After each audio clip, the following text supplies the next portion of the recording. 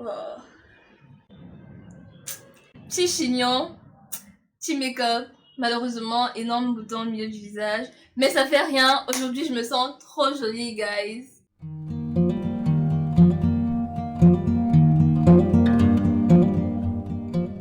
Salut à toi et bienvenue sur ma chaîne, je m'appelle Ligrama et depuis un petit moment j'ai décidé de confectionner mes vêtements par moi-même et de limiter les achats liés à mes vêtements. Donc si partager cette nouvelle aventure avec moi t'intéresse, n'hésite pas à t'abonner tout de suite et à activer la cloche de notification pour être parmi les premiers à recevoir mes vidéos. La semaine dernière, j'ai réalisé un haul tissu. Je vous montrerai un peu ce que j'ai acheté récemment. Alors cette semaine, on va continuer dans la même thématique. Je vais plutôt vous présenter 7 prototypes. Je les appelle prototypes parce que ce sont des réalisations que j'ai faites en premier. Donc les toutes premières réalisations que j'ai faites à chaque fois que j'essayais un nouveau patron ou un nouveau modèle. Je vous rappelle que je n'ai jamais fait de cours de couture, de stylisme ou de modélisme. Je me suis juste levée un beau jour et j'ai décidé d'acheter une machine à coudre. Et voilà! Donc je me disais que c'était une bonne idée de partager ça avec vous puisque ce sont toutes des premières fois et franchement je les trouve assez métables. D'ailleurs même je mets la quasi-totalité de ces vêtements au quotidien pour aller au travail ou juste pour sortir. Il s'agit donc là des vêtements que j'ai réalisés depuis janvier je crois.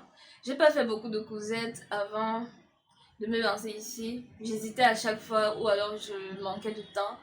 Mais bon, voilà, on espère que ça va très vite changer. Du coup, je vais tout de suite y aller avec le premier projet qui est ce top que je porte. Sur celui-là, j'essayais d'apprendre à faire des fronces. Je m'entraînais à faire des fronces. Donc, et j'ai vu beaucoup de hauts, beaucoup de robes de ce style-ci sur Pinterest, Instagram et même ici sur YouTube. Donc, je me suis dit, voilà, il faut que j'apprenne à faire absolument des fronces. Parce que apprendre à faire des fronces, en fait, ça va beaucoup m'aider et me servir pour mes prochains projets.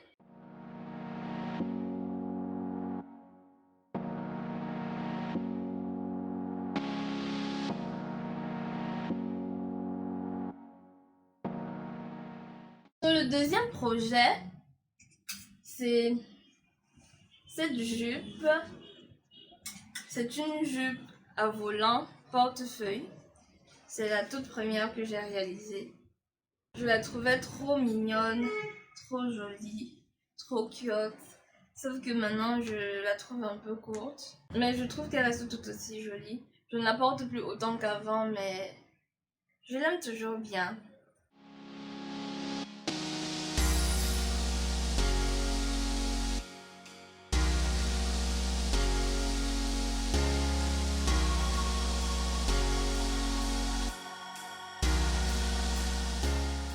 Le troisième projet, c'est cette magnifique baby doll dress. Oh là là, je l'aime trop, trop, trop. La couleur violet, je la trouve trop belle avec moi en fait. Je trouve qu'elle me va. Je sais pas ce que vous allez en penser, mais franchement, je trouve qu'elle me va trop bien.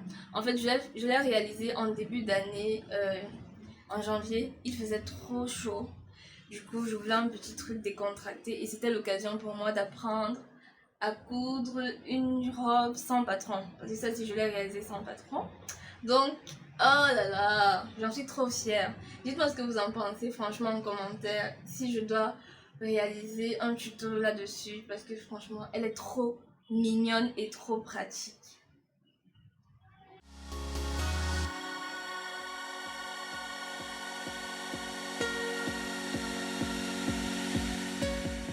Le quatrième projet, c'est cet ensemble, guys.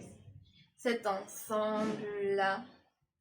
Ça, en fait, c'est le premier pantalon que j'ai réussi à réaliser. Quand je parle de réussir à réaliser, c'est patron et couture. Franchement, j'en étais trop contente. Je me souviens ce jour-là, j'ai saturé tous les réseaux, j'ai saturé tout le monde. Tellement j'étais contente d'avoir réussi à coudre ce joli pantalon. Et donc, avec le reste du tissu, j'ai fait un haut simple.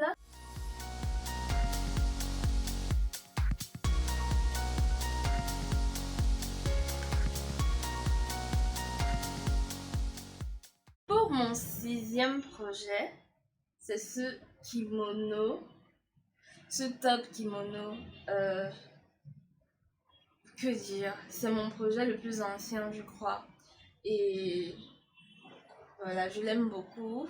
Je ne m'en sépare pas. Je crois que c'est la première chose que j'ai réalisée avec ma nouvelle machine et franchement, je l'aime trop. J'aime en fait la contraste de couleurs qui s'émane de ce top.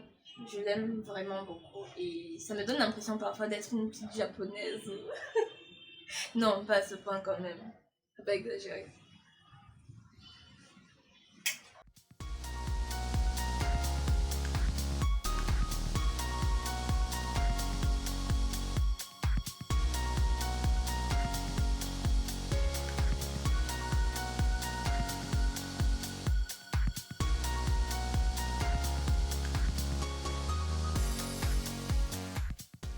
Mon 6e projet, en fait, c'est cette robe, cette magnifique, franchement, magnifique robe.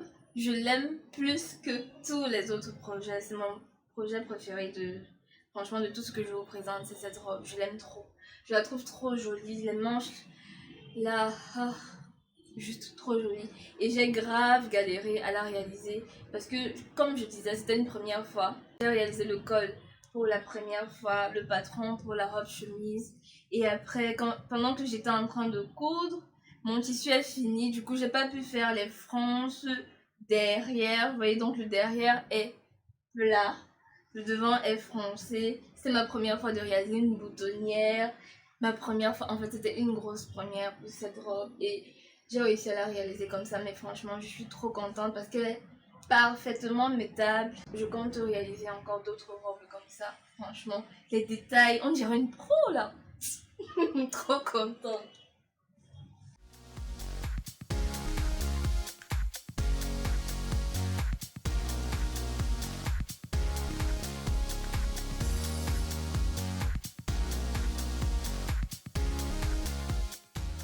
For the last, guys, for the last, c'est ce jumpsuit. Ouf, il est trop long, je peux pas tout montrer. Mais c'est ce jumpsuit. Je l'ai réalisé pour me rendre à une dot. Je voulais un style assez simple et pratique, mais qui reste toujours casual.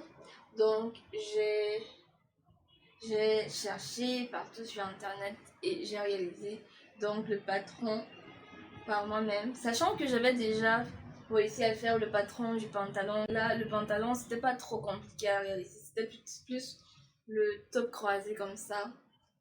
C'était plus de top croisé comme ça et finalement j'ai réussi à le faire. Je le trouvais trop beau et j'ai eu également reçu plein de compliments par rapport à ce projet. Donc du coup, je suis trop contente. Je continue à le porter.